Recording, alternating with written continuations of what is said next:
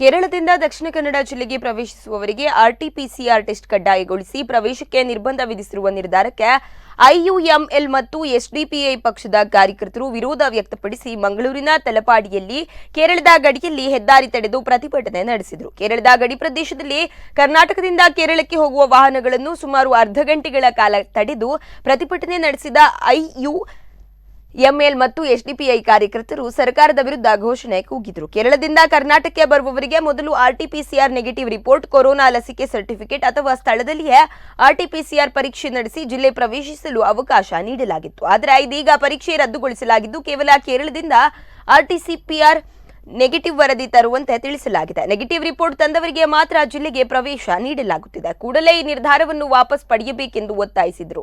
ಬಳಿಕ ಸ್ಥಳಕ್ಕೆ ಬಂದ ಕೇರಳದ ಮಂಜೇಶ್ವರ ಪೊಲೀಸರು ಪ್ರತಿಭಟನಾಕಾರರ ಮನವೊಲಿಸಿ ಪ್ರತಿಭಟನೆ ವಾಪಸ್ ತೆಗೆದುಕೊಳ್ಳುವಂತೆ ಮಾಡಿದ್ದಾರೆ.